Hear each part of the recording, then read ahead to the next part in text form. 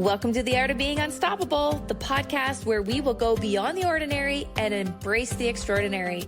Be part of down-to-earth, no BS conversations where we will explore hot topics on love and money, relationships and business, beauty, and who we get to be with all that shit in between. With our insights and your actions, let's be unstoppable together. Let's go. Welcome back, everyone, to another episode of The Art of Being Unstoppable. Okay. So today we're going to talk about something that, can be controversial, to say the least, really and truly, because there's so many different modalities and so many different things around this. But we're going to be talking about spirituality. Now, I have to be honest. Since I was probably 21 years old, I've always believed in God. But I was very against organized religion. Let's just say that. That would probably be the best way for me to describe this. So she always went to church. We didn't grow up going to church, but we talked about God and that was always, in our family. But when I got married to my first husband, his parents were born again Christians. And when I got together with him, everything was about doing it the way their church said to do it. Not necessarily a God or it was about the church and the church that they belonged to. And I'm not saying, and please don't take this anyway, I'm not saying organized religion is not good. I'm not saying born again Christian is not good. That's not what I'm saying. This was my experience when I was 21 years old. This is all I'm saying. So I had a really hard time with the organized religion. We got married in the Pentecostal church. It was a very beautiful ceremony. It was all of those things. But after we got married, I found that things started to change with his family, with me. And because I wasn't following what they believed I should follow, then I was kind of that was my experience, pushed away a little bit. And they were doing what they thought was right with my child. Like I had a son a year after, and they would do things because that was their choice and they could, and whether it was right or wrong, it was what I had to stand by. So since I was 20 and I'm 56 now, I really didn't have much to do with religion whatsoever. And that's what I thought spirituality was. I really did, up until not that long ago. When my parents passed, I always thought my mom would come and talk to me. I would feel her in some way after she passed. And I didn't. And I was, hurt by that, but also, kind of not understanding why. And then I had a reading done, and the lady that gave me my readings looked at me and she said, "You are so spiritual." And I thought, me? I'm spiritual? What do you mean? Because I didn't understand. Again, at 56, I didn't understand really spirituality. I didn't understand that being spiritual doesn't mean you have to go to church and I get that. And I'm not saying I didn't know that, but it was just my experience, and that's just how I lived my life. And now my eyes have been opened to so much more in the last little while that it's almost a feeling of comfort and warmth and home, knowing that there is more out there than, just the good and the bad. It's not just about that. It's about feeling that love from the source, creator, God, whatever you believe in, and knowing that what path you're taking is the path that you're supposed to be taking. You're on this path for a reason. Does that make sense? Yeah, I mean, when I was in university, I took a couple religion courses because, much like you, I was born into the Catholic faith, and we went to church every Sunday, and every week it was like stand and kneel, stand and kneel. It was like the same routine or whatever. And so in university, I took interpreting the Hebrew Bible, and I took women in religion. And I was really fascinated with religion and studying religion. And I wanted to know about all the different types of religion. And through my study, I started learning about Hebrew, the Hebrew Bible. And just fast forward. So that's when I was 18 years old. Fast forward, now I'm almost 49 years old. And I came across a podcast about Kabbalah. And I started really looking into that. And my definition of spirituality really shifted too. where it was more of how can I be closer to God? How can I be closer to the light? How can I be like the light? And learning that it's really about light and dark and positive energy and negative energy. And it's about helping me be the best version of me. And it kind of gives me a bit of trust and certainty that regardless of what's happened, there's like a bigger force at play. And I'm learning to trust the process. And I remember I was on a workshop one time and somebody said to me, your net worth is a reflection of your self worth. And I remember at the time I was running a multi seven figure business. I was making the biggest money possible, never really struggled with money my whole entire life. And money wasn't an issue. So I'm like, I must be really worthy. Like I must believe in myself and have self worth. Because look at all this money that I have. But really, it couldn't have been farther from the truth. I had all the luxuries, all the money I needed and more, but I did not have self worth. I did not feel Mhm. enough. And I was chasing productivity. Productivity was, in my mind, if I was productive and generating, I was worthy. And it's not something they taught me in school or in religion or anything like that. But in spirituality, I learned that it's not about the doing. It's not about the money in your bank account because if you have blessings and something happens, it just means that you're getting farther away from the creator. And I thought that's a really fascinating concept. Tell me more Mhm. about that. And I started looking at, I thought if I did yoga or I meditated or I took care of my body, that it was just, that was enough. And I didn't realize that spirituality is actually looking at the shadow parts of us, looking at the things that we don't want to look at, looking at the negative aspects of us and transforming those negative aspects to be more like the creator. And so now there's kind of this peace inside my heart and soul that no matter what happens, I'm okay. If I lose everything, I'm still okay. I'm never alone because I'm with the creator, but it's such a interesting concept to grasp for me because how do you put trust and certainty into something that you can't see? You don't know if it exists, but when you start opening yourself up, you start seeing miracles literally happen in front of you. Mhm. And you see that everything in your life was part of the spiritual path. Everything that I saw, everything that I experienced was all part of something bigger. So I wanted to share that story because how many times do we hear something from a guru? We hang on to it, we adopt it as if it's our belief, and we take it to the bank. Like, I must not be worthy because I'm not making as much money as I did. Like, it's such BS. And We lose our own voice and our own thought process.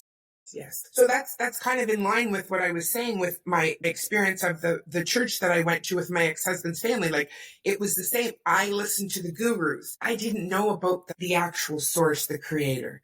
That wasn't what I was focusing on. And maybe that's what I needed at the time. Maybe that's for whatever reason, that's what I did. But when you started talking about Kabbalah and I started listening to some podcasts and then I, got into it a little bit more and now I'm doing Kabbalah, like following the program as well. And it's almost like I said to you, it's this feeling of a series of aha moments of are you kidding me?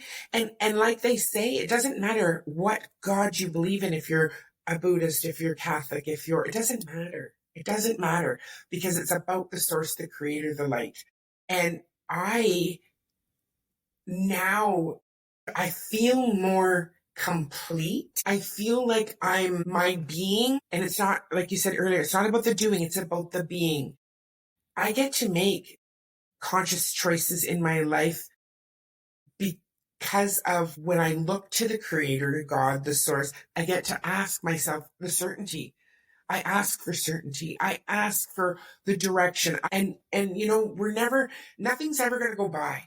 Nothing that we're supposed to have is ever going to let us go. Like it's not going to pass us by. So knowing that and knowing that every choice that we make is for the greater good, like I feel my mom now. after I've talked about this. I feel her in my presence now.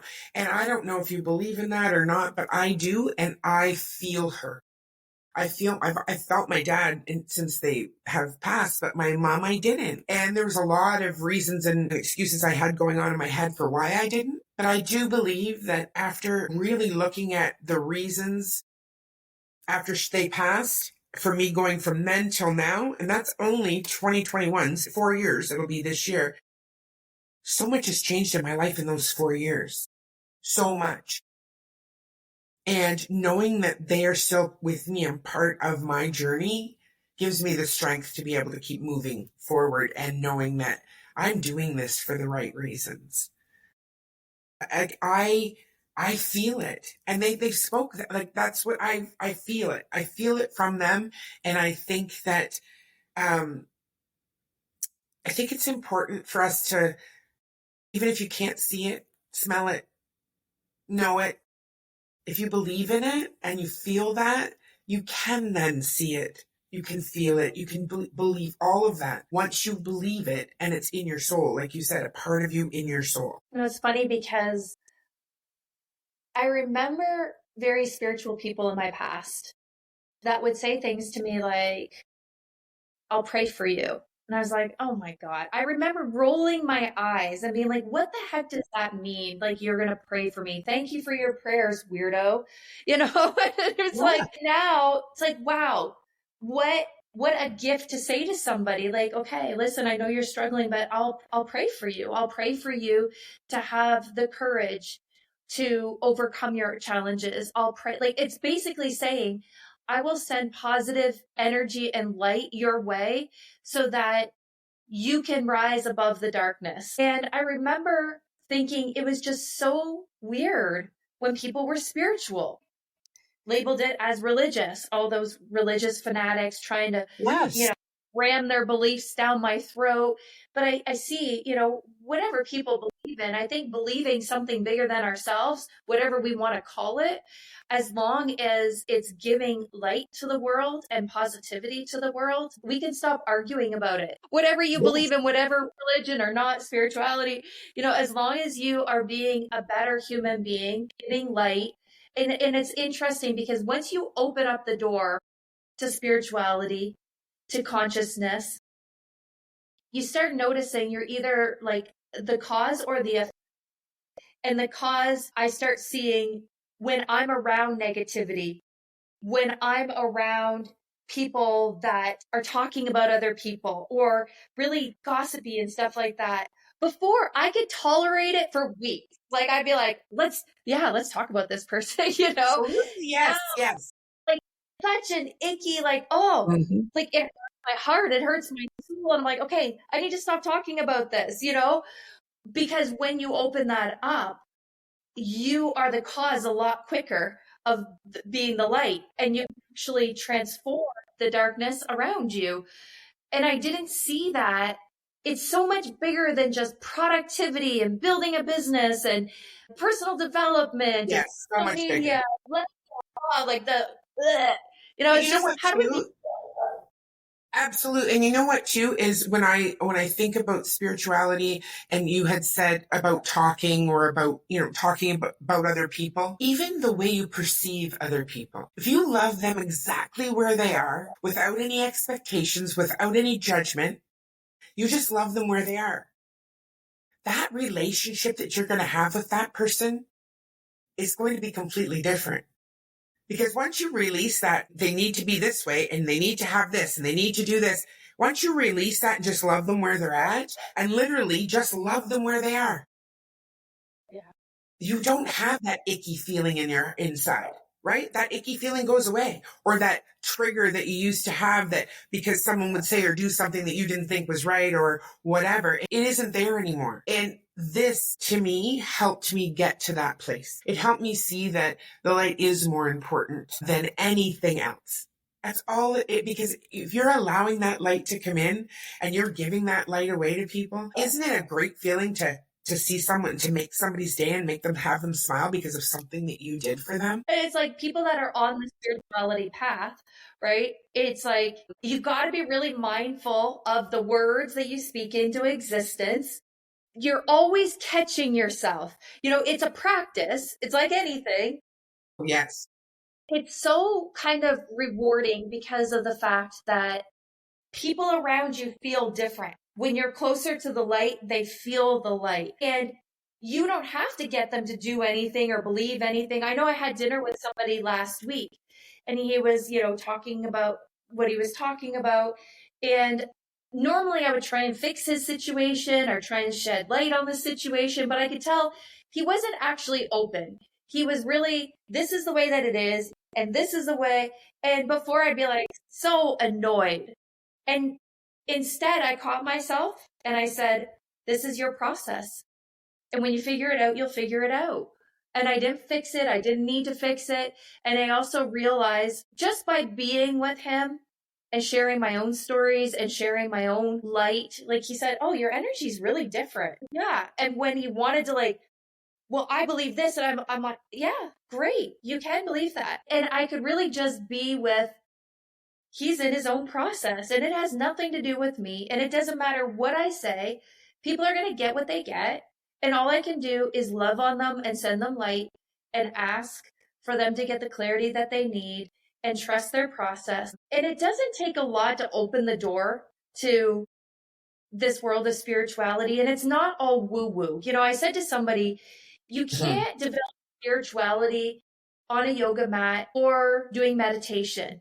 It's going to happen when we notice those shadow parts of us, those reactive parts, the stuff that our ego does not want to let us let go of.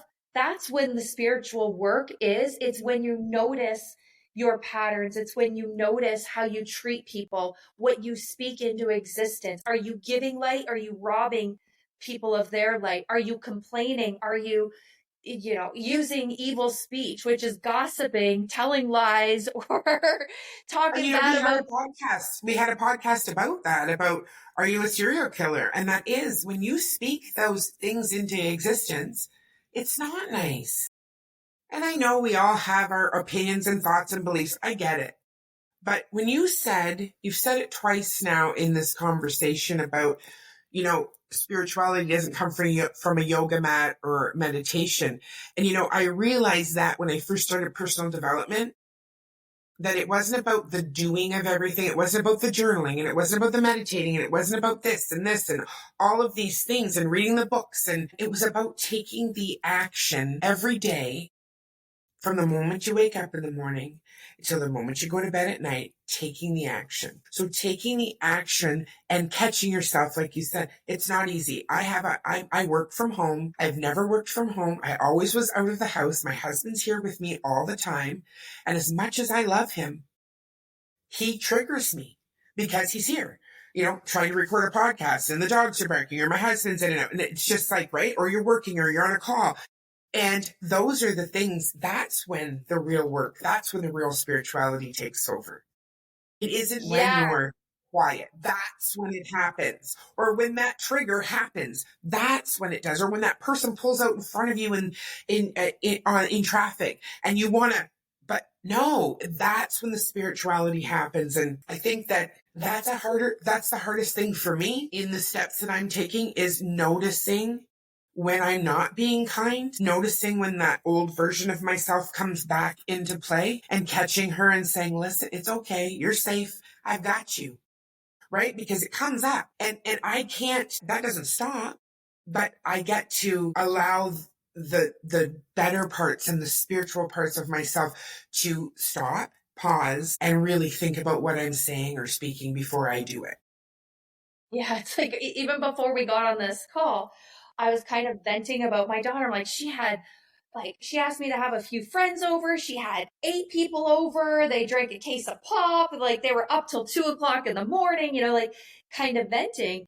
And then it's like, okay, venting is not necessarily a bad thing if it's with the intention to help me be a better person. Like, Vicky, how you've been there, you've raised kids, they're all grown now. Like, how do I how do I have boundaries? How do I keep boundaries with her? How do I let her have some space, but also like toe the line? Like I'm literally, it's like I'm not venting just for the sake of venting. It's like I'm trying to get it out to process like, how do I deal with this? But And if another I go thing, talk, Tina, it's not like if you were to do that every single day with me, then there would be a problem.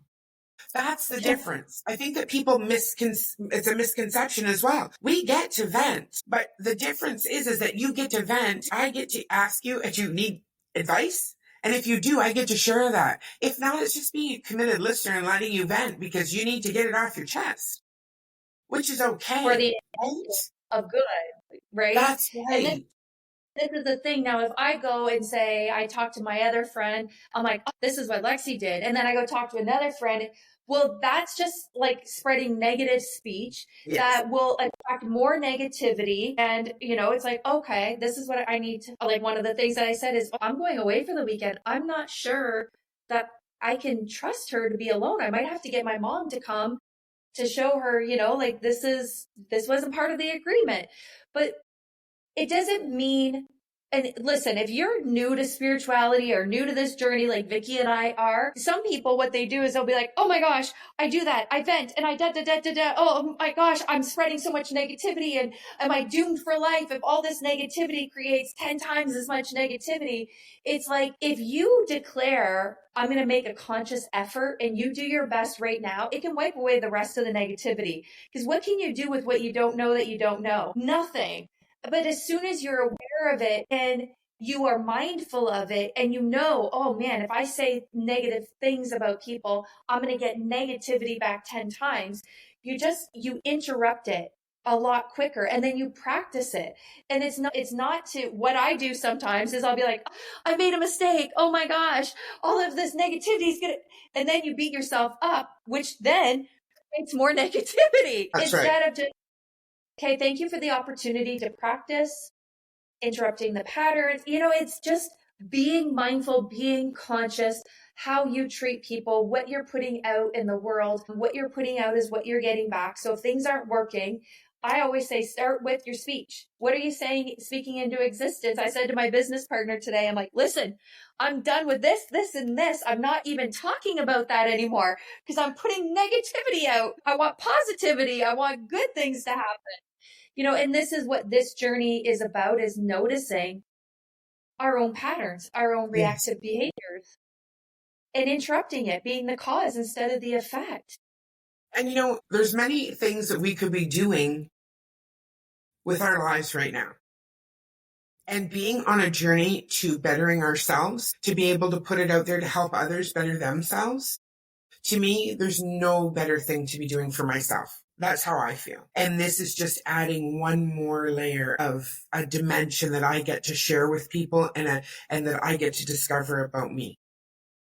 So, I know And that that, we can judge, we can say, we can do, but you know what? Yes, it's a practice, Tina, and there's no beating yourself up, because when you make a mistake, I don't give you shit. I don't talk down to you. When I make a mistake, you don't talk down to me. So why do we do that to ourselves? Right? Like, when we do make that mistake, why do I beat myself up for it? Or even the past. The past is the past, it's gone.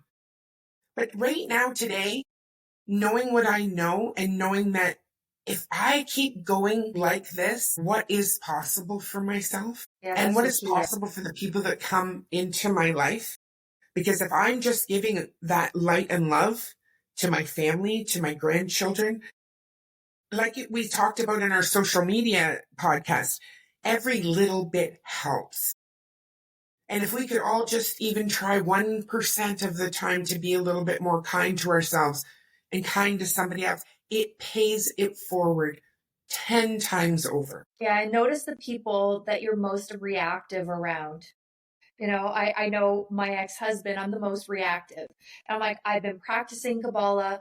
I've been doing really well in business with clients, with Vicky, with my business partner. And then soon as my ex-husband does one little thing, where do I go? Judgment mode. That was an epic parenting fail. And I can't believe you did this. And I'm like, stop. I'm like, oh my gosh, I'm sorry. I'm sorry. I am being reactive right now. My intention is to just make sure that you're safe and the kids are safe. And underneath that is, I'm just really afraid. And, I had to like stop myself, because I could easily go into like, I will shoot you down, make you wrong, cut your legs off. Also, too, it doesn't make it, you're not a pushover by stopping either.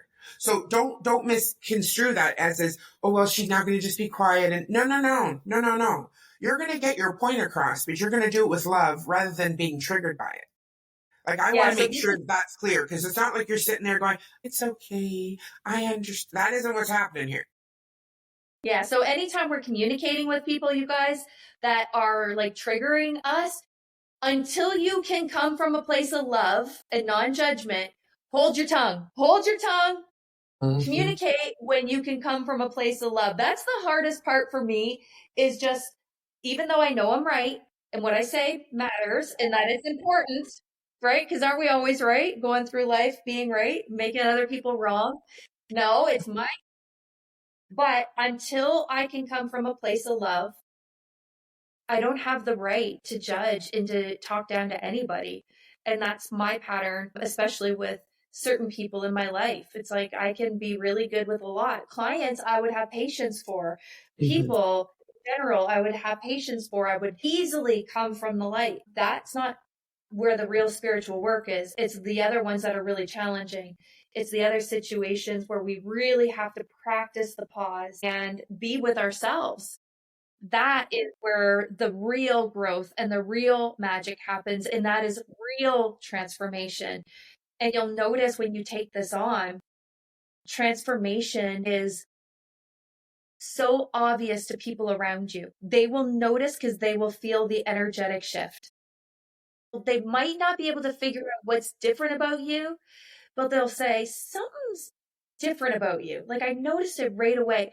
It's because energetically, they feel different when they're with you. And that's the beauty of this. People don't have to do the work around you for them to get the benefits of your light. You can shift people around you by shifting yourself. And this is why we share what we do, learn all this stuff. We do hundreds of hours of training and give little nuggets away, so that you don't have to do hundreds or thousands of hours. But in order for it to be transformational for you, be willing to take the action to be an observer of yourself, whether it's in business, in relationships, in life, and be willing to own and be responsible and take one little thing on, one little action, practice it until it just becomes who you are. It's so magical when you can do that, especially in the really difficult times or with difficult people, when you practice giving them love and light. Yeah, I do. And I think that that's a great place to sign off today is giving others love and light and what it gives us back. Energy is like a boomerang. You give good out, you get good back. But remember, when you give out the bad, you're getting the bad back too. Yep, that's so true. Okay, everyone, thanks for being here. Thanks for watching. Let us know what you're hearing, what you're taking away. What were your ahas or insights? And most importantly, share with us what actions you're willing to take and communicate with us. Let us know how you're doing in this journey of being unstoppable with us. Okay, thanks everyone. Thanks, everyone. Have a beautiful day. Well, friends, that is the end of our episode today. If you love this episode, hit the subscribe button so you never miss another episode. And please share us with your friends and tag us on your socials at The Art of Being Unstoppable. So for today, have yourself a beautiful day and let's be unstoppable together. See you next time.